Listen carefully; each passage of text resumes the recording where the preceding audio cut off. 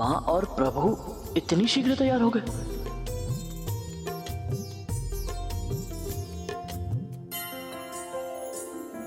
अभी तो भैया अरुण भी उदित नहीं हुए। भोर से भी पहले इतनी सुबह कौन आ सकती है?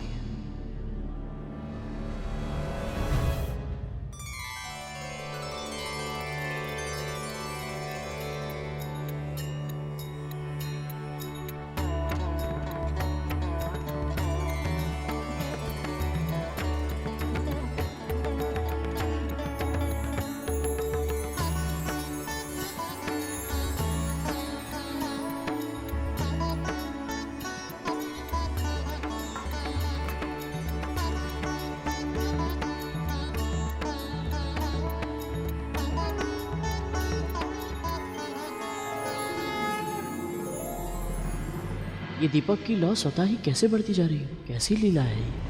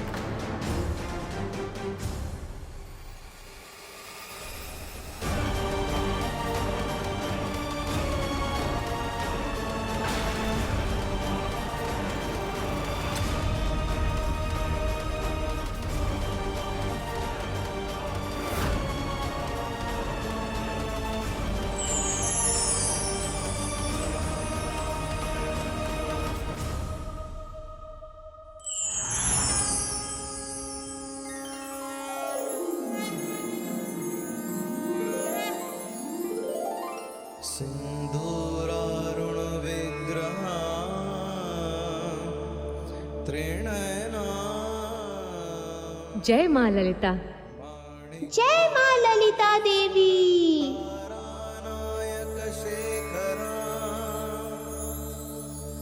स्मित मुखी माँ पीन वक्षोरुहा।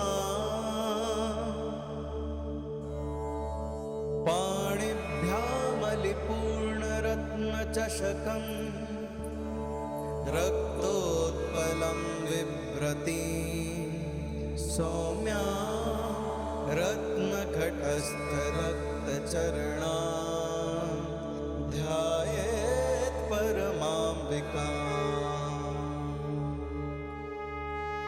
श्री माता, हमारा व्रत सफल हो।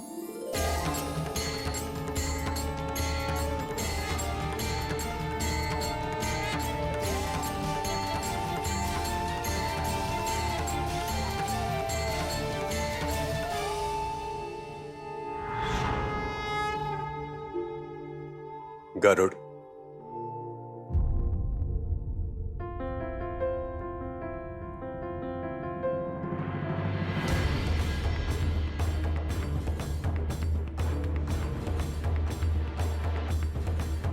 माँ, वो कौन थी जिनकी आभा इतनी अधिक तेज थी कि मैं सहन नहीं कर पाया और अचेत हो गया? वो आदि शक्ति, पराशक्ति श्री माता ललिता हैं गरुड़।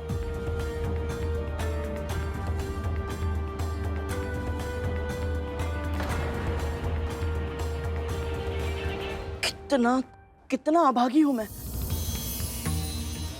प्रभु, ना तो मैं आपका वाहन बन पाया, ना मां ललिता के दर्शन कर पाया, ना ही उनका आशीर्वाद ले पाया। मैं भला इतना दुर्बल कैसे हो गया मां? गरुड़, वो इसलिए कि तुम्हें उनकी शक्ति का आभास नहीं है। आदि शक्ति, पराशक्ति श्री माता को जानने से पहले सभी को यह अहंकार होता है कि उनके पास जो शक्ति है वो उन्हीं की है।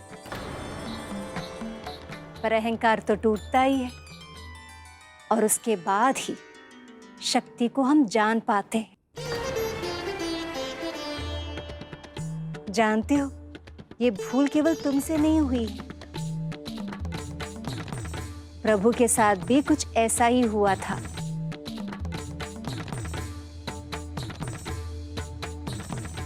प्रभु विष्णु और अहंकार, जो स्वयं सृष्टि के पालन करता है, उन्हें कैसे माता की शक्ति का ज्ञान नहीं था? इस कथा के बारे में तो मुझे भी ज्ञात नहीं है।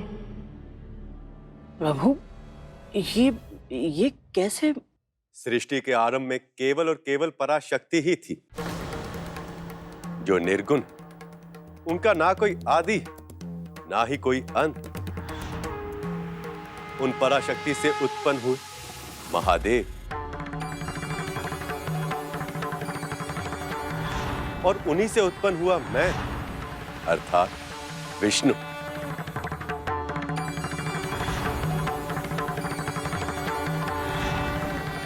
जब मैं योग निद्रा में था तो मेरी नाभि से जन्मे ब्रह्मदेव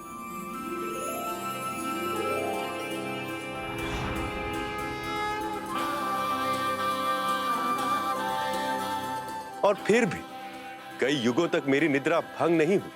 इसलिए ब्रह्मदेव को यह ज्ञान ही नहीं हुआ कि वो कौन है, उनके जीवन का उद्देश्य क्या है। और कुछ समय के बाद मेरे कानों की मैल से मधु और कैटब नाम के असुरों का जन्म हुआ।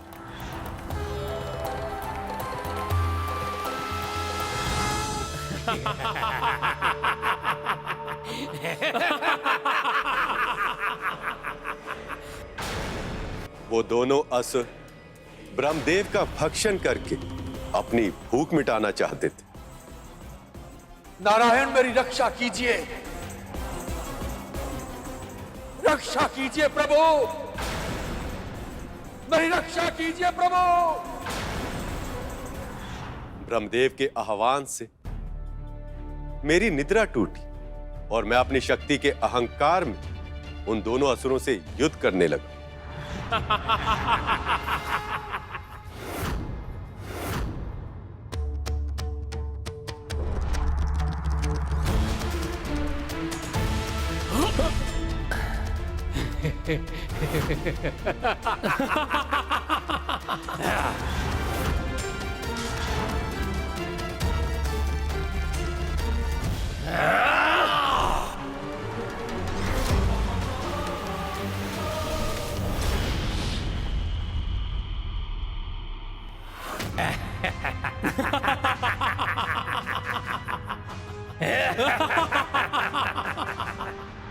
क्योंकि तुम्हारी ही तरह मेरा अहंकार भी तब टूटा जब मैंने उनसे युद्ध की। क्योंकि जब पूरे प्रयास के बाद भी मैं उन्हें पराजित नहीं कर पाया, तब मुझे उस शक्ति का आभास हुआ जिसे हम सबका जन्म हुआ, जो सृष्टि के निर्माण का कारण थी, जिसके प्रताप से मधु कैटब इतने अधिक बलवान बन गए थे। और तब मैंने उन पराशक्ति की स्तुति की। उनकी स्तुति करने के बाद ही मुझे नवरात्रि व्रत के 9 दुर्गा पूजन का ज्ञान हुआ।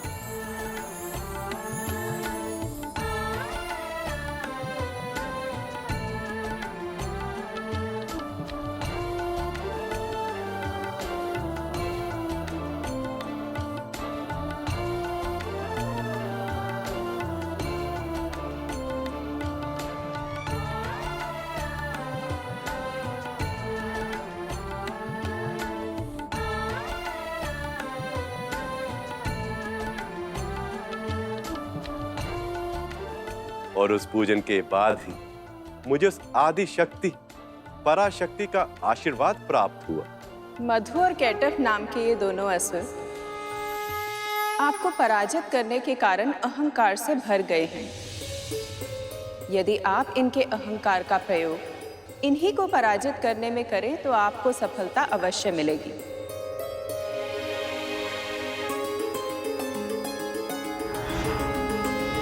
स्वयं को महाशक्तिशाली समझते हो ना तुम, पर हमने तुम्हें पराजित कर दिया। मैं विष्णु आप दोनों के अंदर छिपी शक्ति से हार स्वीकार करता हूं। अब मेरी आप दोनों से ये विनती है कि आप दोनों महाशक्तिशाली योद्धा मुझ निर्बल को एक वरदान दें।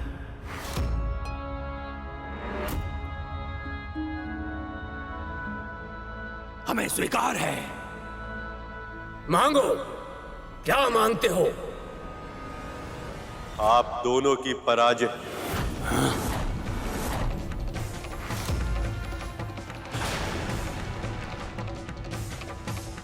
आप दोनों की मृत्यु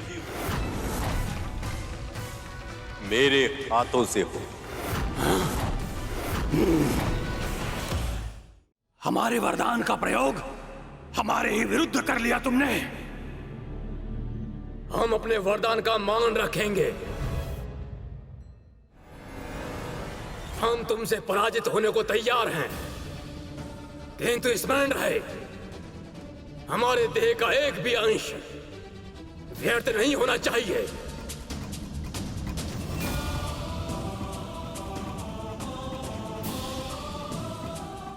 मुझे स्वीकार।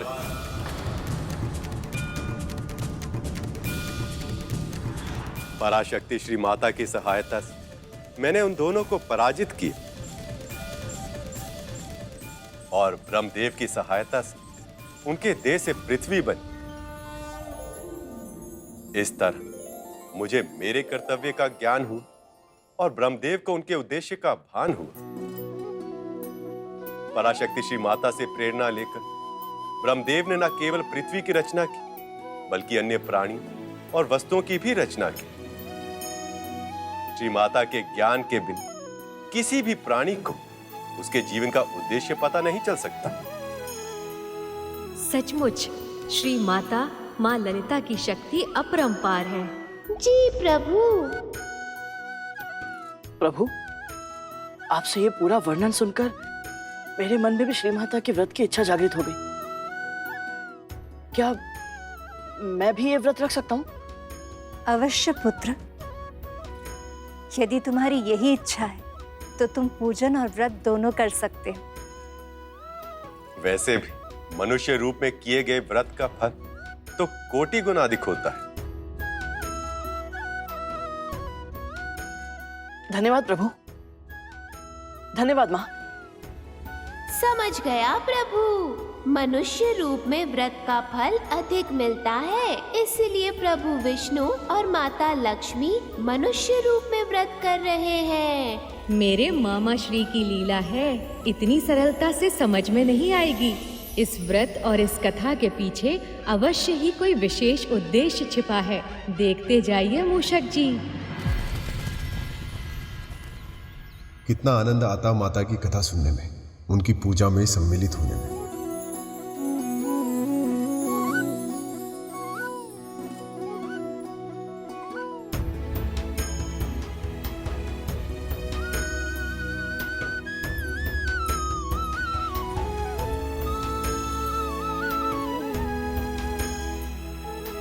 यदि आपका इतना अधिक मन कर रहा है जाने का, कथा सुनने का, तो आप चले क्यों नहीं जाते? हम नहीं जा रहे हैं इसका अर्थ ये नहीं है कि आप भी नहीं जा सकते।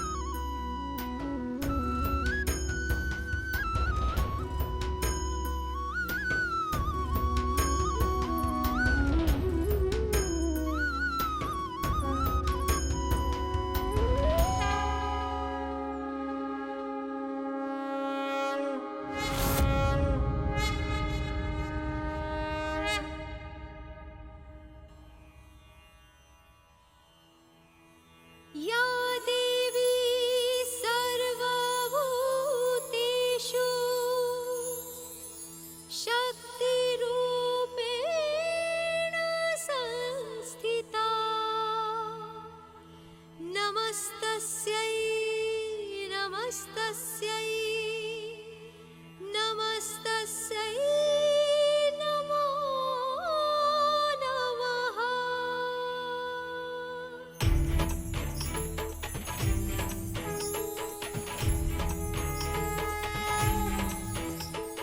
नमो नमो पराशक्ति मां, नमो नमो महाशक्ति मां, नमो नमो पराशक्ति मां, नमो नमो महाशक्ति मां।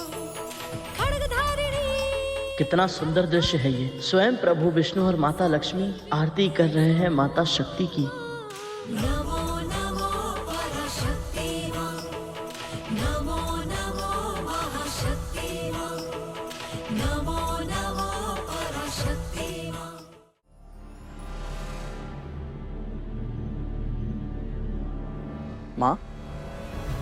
ये कलश की स्थापना क्यों की जाती है?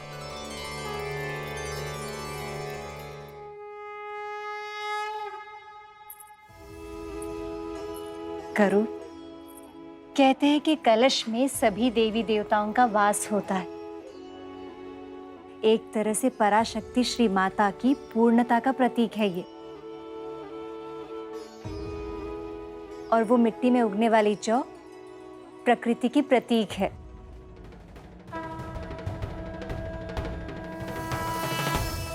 और इस पूजा की अवधि में ये जौ बाली के रूप में बदल जाती है।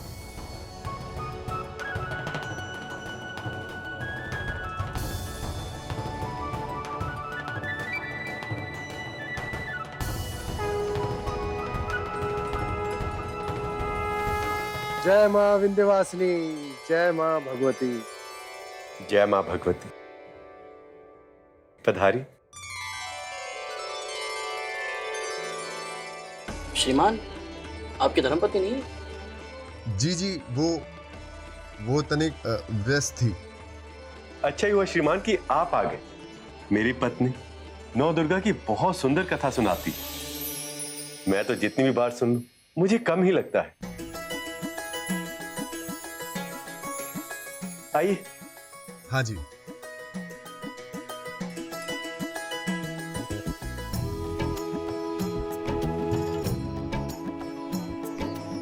नवरात्रि में नौ दुर्गा की उपासना का विधान होता है।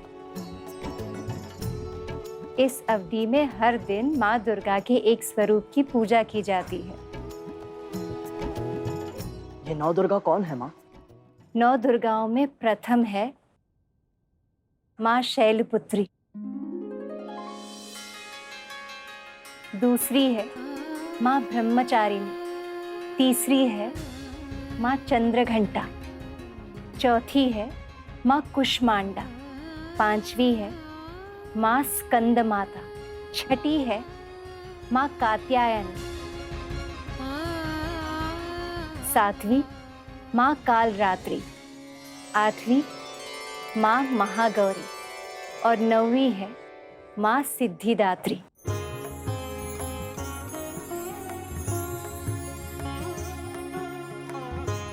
ये सभी स्त्रियों की 9 अवस्थाओं की प्रतीक है, पर इनका विवरण तो तुम्हें कथा सुनने के बाद ही पता चलेगा सुपर्ण। आज प्रथम दिवस है, हम माँ शैलपुत्री की पूजा करेंगे।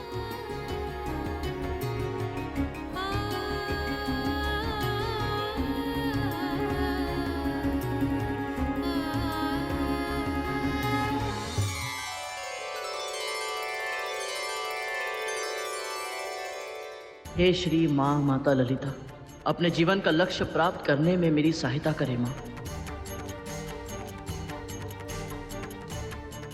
हे माँ ललिता, मेरी पत्नी को भी सद्बुद्धि दीजिए माँ, ताकि वो भी आके आपकी कथा सुने और उस पर भी आपकी कृपा हो।